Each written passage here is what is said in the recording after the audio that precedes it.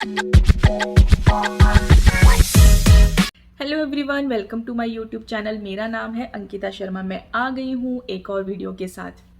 आज मैं आप लोगों के साथ शेयर करने वाली हूँ टाइम लिमिट। जब आप आरटीआई एक्ट के अंडर अपनी अपील एप्लीकेशन मूव करते हो तो उसमें कुछ टाइम लिमिट दिया गया है कि आप कितने टाइम के अंदर जो है वो अपनी अपील एप्लीकेशन मूव कर सकते हो। उसमें एक टाइम लिमिट प्रिस्क्राइब्ड है हर सिचुएशन के लिए। जैसे मैंने लास्ट वीडियो में बताया था कि अलग अलग ग्राउंड्स हो सकते हैं जो आपकी अपील डालने का बेस बनते हैं, उसी तरह से अलग अलग सिचुएशंस हो सकती हैं जिसकी वजह से आपको अलग अलग टाइम लिमिट जो है वो दी गई है कि आप कितने टाइम के अंदर जो है वो अपनी अपील एप्लीकेशन मूव कर सकते हो। तो चलिए वीडियो को शुरू करती हूँ। तो चलिए मैं फर्स्ट सिचुएशन की बात करती हूँ। फर्स्ट सिचुएशन तो सबसे पहले यही है कि अगर आपने अपनी आरटीआई एप्लीकेशन डाल रखी है और पब्लिक इंफॉर्मेशन ऑफिसर ने 30 दिन पूरे होने तक भी आपको कोई रिस्पॉन्स नहीं किया, मतलब उन्होंने उस पर कोई डिसीजन ही नहीं दिया, ना तो उन्होंने आपको उसका इंफॉर्मेशन प्रोवाइड की और ना ही आपको इंफॉर्मेशन देने से मना किया, उन्होंने आपकी जो आपने एप्लीकेशन डाली थी उस पर कोई आपको रिस्पॉन्स नहीं दिया है, तो आप 30 डेज तक जो है वो वेट करने के बाद प्लस 7 डेज और वेट करोगे। हो सकता है कि 30th डे पे ही उन्होंने जो है वो वहाँ से आपका जो रिस्पॉन्स है उसको निकाला हो, तो बाय पोस्ट अगर 2-4 दिन और लग भी सकते हैं, तो इसलिए 7 दिन का एक्स्ट्रा टाइम पीरियड जो है वो लेकर चलते हैं और आप 37 डेज तक वेट करके 30th डे पे जो है वो अपना अपील का जो एप्लीकेशन है वो निकाल सकते हो। तो और इसमें जो लमसम में एक टाइम लिमिट दी हुई है वो है 60 डेज़ की, मतलब 60 डेज़ तक का जो टाइम पीरियड है वो आपके पास है अपील एप्लीकेशन डालने का। 60 डेज़ हम काउंट करेंगे तब से जब पब्लिक इंफॉर्मेशन ऑफिसर के पास जो आपकी आरटीआई की एप्लीकेशन थी वो पहुंच चुकी हो, मतलब आपने को वहाँ से जो है वो एक्नॉलेजमेंट मिल गई हो कि पब्लिक इंफॉर्मेशन ऑफिसर के पास आपकी जो एप्लीकेशन है वो पहुँच गई है। तब से लेकर नेक्स्ट 60 डेज़ तक का जो टाइम पीरियड है वो एक टाइम लिमिट बनाई गई है कि तब तक आप अपनी, अगर आपको अपील फाइल करनी है तो आप कर सकते हैं। उसके बाद जो सेकंड सिचुएशन है, हो सकता है कि जो आपने अपनी आरटीआई की एप्लीकेशन मूव करी थी वो असिस्टेंट पब्लिक इंफॉर्मेशन के थ्रू करी थी, मतलब आपने डायरेक्टली पब्लिक इंफॉर्मेशन ऑफिसर को नहीं दी थी, वो आपने असिस्टेंट पब्लिक इंफॉर्मेशन के थ्रू जो है वो पब्लिक इंफॉर्मेशन तक अपनी एप्लीकेशन जो है वो पहुंचाई थी। और जो पब्लिक इंफॉर्मेशन ऑफिसर है उसने एप्लीकेशन रिसीव होने के बाद भी आपको कोई रिस्पॉन्स नहीं किया आपकी आरटीआई एप्लीकेशन का, तो उस सिचुएशन में आप 35 डेज़ का पहले वेट करोगे, उसके बाद प्लस 7 डेज़ और, मतलब इन टोटल आपके पास 42 डेज़ हो गए। 42 डेज़ के बाद 43rd डे जो आएगा उस पर आप अपनी एप्लीकेशन जो अपील एप्लीकेशन है उसको मूव कर सकते हो। इसका रीज़न ये है कि हो सकता है कि 5 दिन, मतलब कि वैसे तो 30 डेज़ का है कि 30 डेज़ में आपको रिप्लाई करना है, लेकिन 5 दिन हम दे रहे हैं असिस्टेंट पब्लिक इंफॉर्मेशन ऑफिसर को, जो कि 5 दिन हो सकता है कि उसने ले लिए हों जो पब्लिक इंफॉर्मेशन ऑफिसर है वहाँ तक आपकी आरटीआई की एप्लीकेशन पहुँचाने के लिए। तो इसलिए 35 डेज़ का जो है वो रिस्पॉन्स का हम वेट करेंगे पहले, और उसके बाद प्लस 7 डेज़ और पोस्टल जो ट्रांजेक्शन्स होती हैं उसके लिए, और उसके बाद 43rd डे जो होगा उसमें आप अपनी अपील एप्लीकेशन जो है वो डाल सकते हो। इसमें भी जो है वो लमसम का जो टाइम पीरियड है वो है 60 डेज़ का, मतलब 60 डेज़ का आपके पास टाइम पीरियड है जब आपके जो पब्लिक इंफॉर्मेशन ऑफिसर है उसके पास आपकी एप्लीकेशन रिसीव हो जाती है, उस दिन से लेकर नेक्स्ट 60 डेज़ का टाइम पीरियड हम कैलकुलेट करते हैं। मतलब कि हमारे पास उतनी टाइम लिमिट रहती है अपनी अपील एप्लीकेशन डालने के लिए।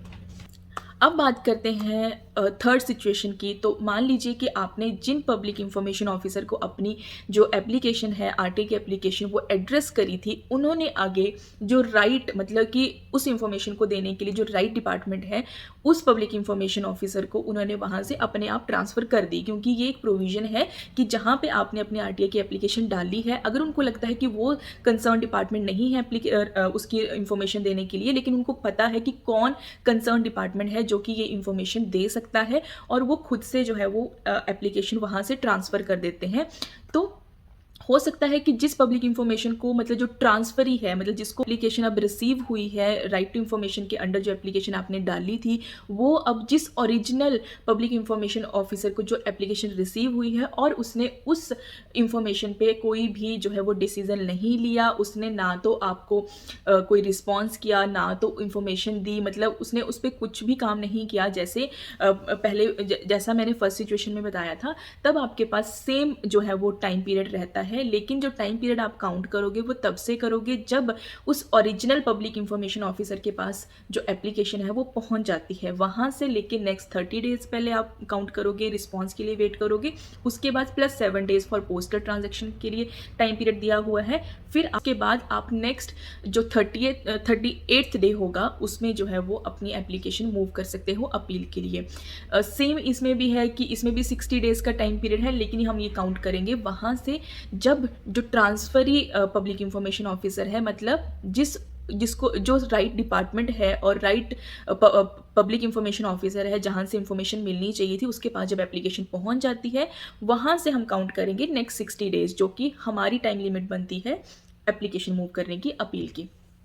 तो अब मैं बात करती हूँ नेक्स्ट सिचुएशन की। नेक्स्ट सिचुएशन ये है कि हो सकता है कि जहाँ से इंफॉर्मेशन आपने मांगी है उस पब्लिक इंफॉर्मेशन ऑफिसर को ये लगता है कि इस इंफॉर्मेशन को कोई थर्ड पार्टी जो है वो भी, उसकी इंफॉर्मेशन भी ज़रूरी है आपकी इंफॉर्मेशन को कंप्लीट करने के लिए। तो उन्होंने क्या किया कि नोटिस भेजा है थर्ड पार्टी को और उनसे जो है वो इंफॉर्मेशन मांगी है, लेकिन उन्होंने उस चीज़ में बहुत डिले कर दिया है और 40 डेज तक भी कोई भी डिसीजन आपकी इंफॉर्मेशन पे नहीं आया है। मतलब आपको इस चीज़ का भी रिस्पॉन्स नहीं मिला है कि हम अभी थर्ड पार्टी को फॉलो कर रहे हैं, वहाँ से आपकी इंफॉर्मेशन कलेक्ट करने की कोशिश कर रहे हैं। आपको इंफॉर्मेशन जो है वो इस चीज़ की मिलना बहुत ज़रूरी है कि पब्लिक इंफॉर्मेशन ऑफिसर आपकी जो आपने एप्लीकेशन मूव करी है उसके लिए क्या एक्शन ले रहा है। तो 40 डेज़ के अंदर अंदर अगर आपको कुछ भी इंफॉर्मेशन नहीं मिलती है कि क्या प्रोसेस चल रहा है, क्या स्टेटस है आपकी एप्लीकेशन का, तो 40 डेज़ का पहले आप वेट करोगे उस सिचुएशन में, क्योंकि इसमें थर्ड पार्टी भी इन्वॉल्व है, तो हमें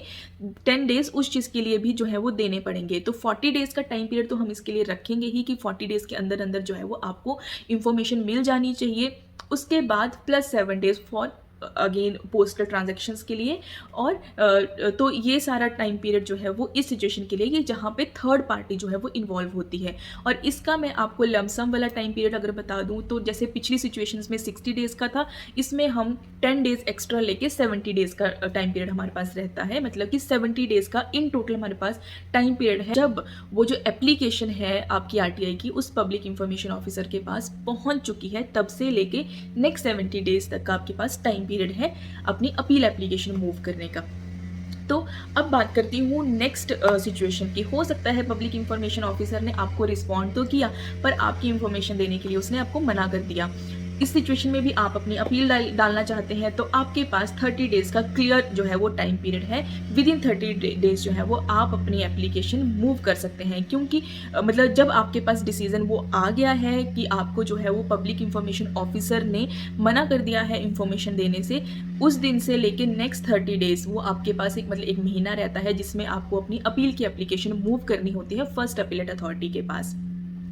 इसके बाद मैं लास्ट सिचुएशन की बात करूंगी। हो सकता है कि आपको जो है वो इंफॉर्मेशन तो मिली है पर वो इनकम्प्लीट है, इनएप्रोप्रिएट है, और हो सकता है कि जो आपको रिस्पांस मिला है पब्लिक इंफॉर्मेशन ऑफिसर से उसने आपसे फीस मांगी हो इंफॉर्मेशन देने के लिए। तो ये सारी सिचुएशंस जब आती हैं तब भी जब आपके पास वो लेटर पहुंच जाता है पब्लिक इंफॉर्मेशन ऑफिसर का जिसमें बेशक आपको इंफॉर्मेशन मिली है जो आधी अधूरी है या फिर आपसे फीस चार्ज की गई है, वो वाला लेटर, उस लेटर जब आपको रिसीव हो जाता है उस लेटर से नेक्स्ट 30 डेज आपके पास रहते हैं कि आप अपनी अपील की एप्लीकेशन जो है वो मूव कर सकते हैं फर्स्ट अपीलेट अथॉरिटी को। तो ये सारी सिचुएशंस थी, जिस तरह से हमारे ग्राउंड्स थे अपील करने के उसी तरह से ये सारी सिचुएशंस थी कि जब आप अपना टाइम पीरियड जो है वो काउंट कर सकते हो अपनी अपील डालने के लिए। इसके अलावा मैं आपको लास्ट में ये बताना चाहती हूँ कि ये तो टाइम पीरियड प्रिस्क्राइब्ड है हमारे एक्ट में कि आप विद इन कि आपको with in this time period मतलब आपको इसी टाइम लिमिट के अंदर अंदर अपनी एप्लीकेशन मूव करनी है। इसके अलावा अगर किसी की सिचुएशन बहुत ही एक जेन्युइन रीज़न है आपके पास कि आप क्यों नहीं कर पाए इस टाइम लिमिट के अंदर अंदर अपनी एप्लीकेशन मूव, किसी के घर में कुछ मिस हैपनिंग हो गई है या फिर कोई ऐसी सिचुएशन कि आपके लिए चीज़ पॉसिबल ही नहीं थी मतलब इस टाइम पीरियड के अंदर अपनी एप्लीकेशन मूव करना, वो रीज़न लिख के भी आप अपनी एप्लीकेशन इस टाइम पीरियड के बाद भी कर सकते हैं, पर आप बहुत ज़्यादा टाइम नहीं ले सकते। और दूसरी बात ये कि आपका रीज़न कितना वैलिड है और कितना जो है वो रीजनेबल है, ये चीज़ डिसाइड करेगा अपीलेट अथॉरिटी, मतलब जो फर्स्ट अपीलेट अथॉरिटी है। ये के ऊपर डिपेंड करता है कि वो आपकी एप्लीकेशन एक्सेप्ट करते हैं या रिजेक्ट करते हैं।